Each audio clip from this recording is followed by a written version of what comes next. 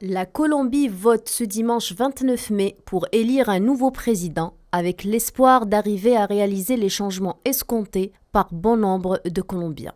Selon les derniers sondages, l'opposant Gustavo Petro pourrait devenir le premier président de gauche de l'histoire de la Colombie. À 62 ans, c'est la troisième fois que Petro participe au présidentiel. Gustavo est à la fois très populaire et très clivant. Grand consommateur de réseaux sociaux, il ne possède pas d'appareil politique fort pour assurer son soutien.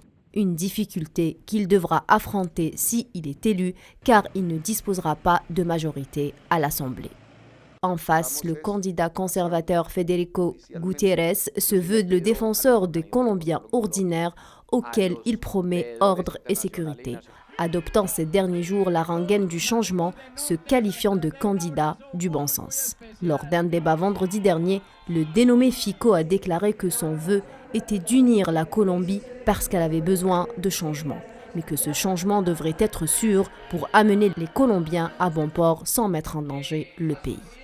Près de 39 millions d'électeurs sont attendus dans 12 000 bureaux de vote. 6 candidats en lice espèrent détrôner le président sortant, le conservateur Iván Duque, absent de ce scrutin, étant donné que la constitution colombienne ne permet de briguer qu'un seul mandat. Les élections se déroulent dans un contexte politique sous haute tension suite à 4 années dépourvues de réformes importantes poissonnées par la pandémie du Covid-19, une vigoureuse crise économique accompagnée de manifestations massives dans les villes et une aggravation de la violence des groupes armés dans les campagnes. Un dispositif militaire a été renforcé dans les rues de Bogota à la veille du premier tour de l'élection présidentielle.